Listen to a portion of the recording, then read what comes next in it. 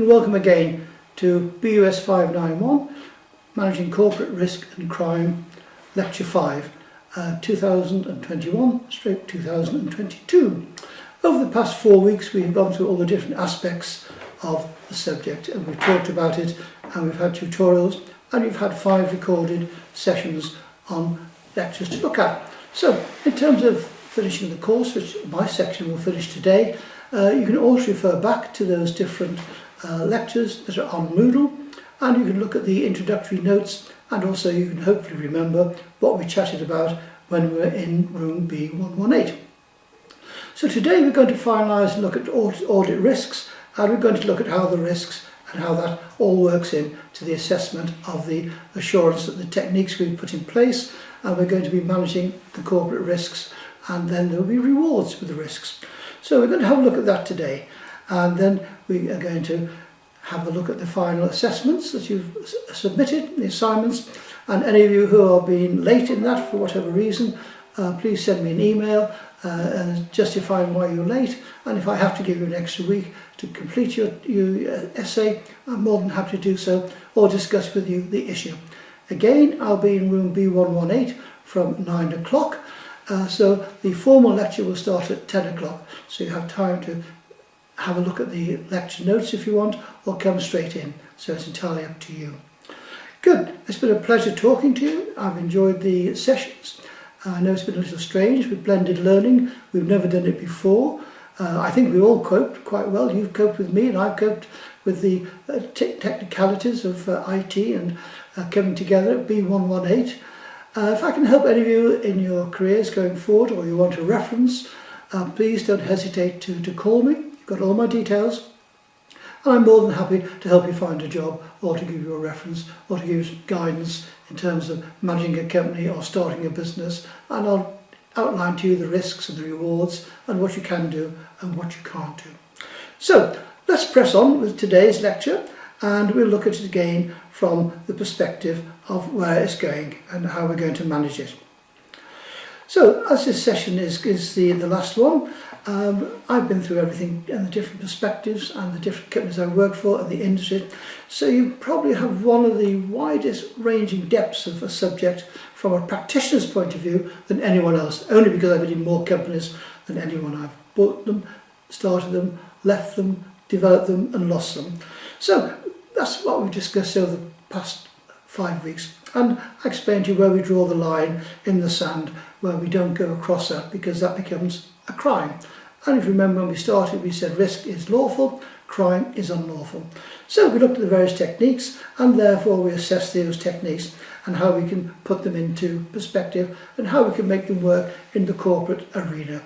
Then we looked at the different areas of where the risk becomes a crime, and where we build a business, and where the people who are helping to build it, are they exposed or not exposed. And for those who we've discussed, and how it all comes back together, and whether or not there's whistleblowers, and whether or not we should look at it from the audit perspective, which is the accounting. And the audit can be anything. It can be done by the auditors, or it can be done by internal management.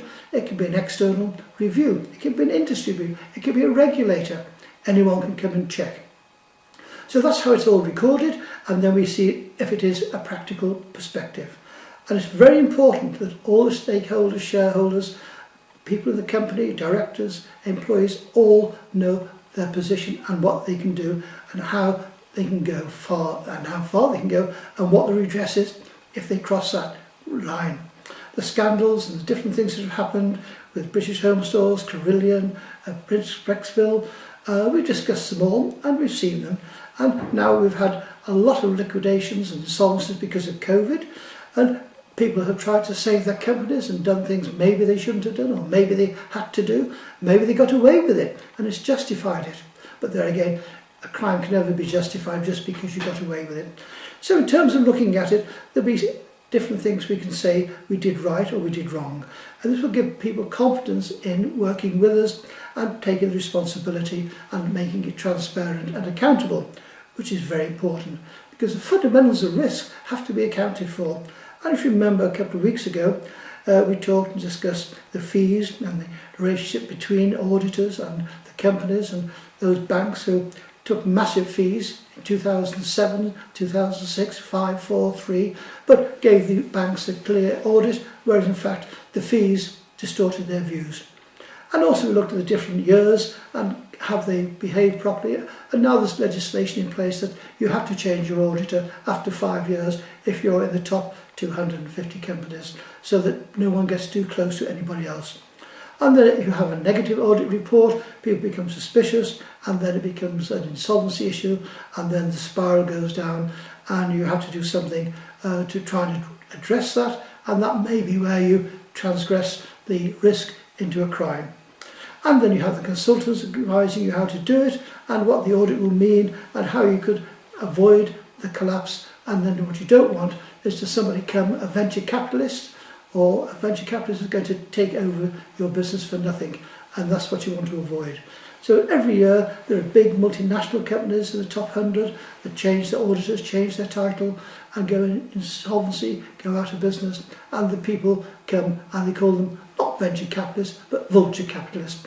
They're preying on the collapses of businesses because they haven't been able to manage the risks, or the risks have got out of hand and there's been millions and millions of pounds lost or transferred.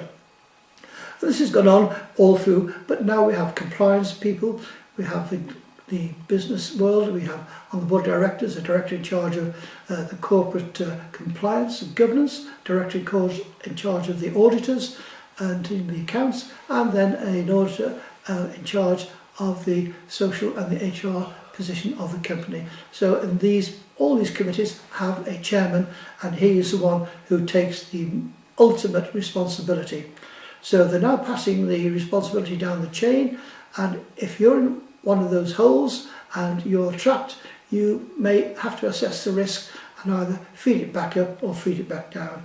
And when companies have an international presence, it's more and more difficult for the top 5 directors or the top line of management to keep effective control, so they pass the responsibility down the line, whether it's at business centres, retail shops, online, offline, disclosure, non-disclosure, all these things come into play. And with the global world getting bigger and bigger, but the information getting more and more extended, the crimes are getting larger and larger. And now, with over 400 different companies in the top aims over here and in the top 250, you've got a lot of companies where things may be going on. Then you've got the charities, you've got the corporations, you've got the individual partnerships, limited partnerships, and people will all be looking to see that the risks element of corporate risk and crime are reported and are adhered to. So we've been through all these different aspects, and today, lecture 5, room B118, we can talk about the final saga, the last play, to see whether it was all worthwhile in terms of making your company survive and how far you should go. I've been across that line several times to save my companies. Some I've saved, some I've had to let go, and I've taken a beating. But sometimes it's justified, sometimes it's been bad judgment on my part, sometimes the risk has been greater than the reward, and sometimes I should have let it go. But these things we've talked about over the past 5 weeks, and you now have a feel for it. So what you've learned with me, hopefully over the last 5 weeks, is the degree of risk that you as an individual, and only you can decide how great that risk is. Don't be pushed into it, don't be dictated to, don't do it unless you feel you have to accept the risk. And if you cannot control the risk, be very careful of where you take it to. So we've looked at the fundamentals of risk management, enterprise risk management we've gone through, we've looked at all the risks, the effectiveness of it, the understanding of it, and now you're going to go and look at the white-collar crimes and the people who commit them, and Neil will take you through that. I've enjoyed seeing you. We're going to finish on a high with the lecture today in 118, so I look forward to seeing you then.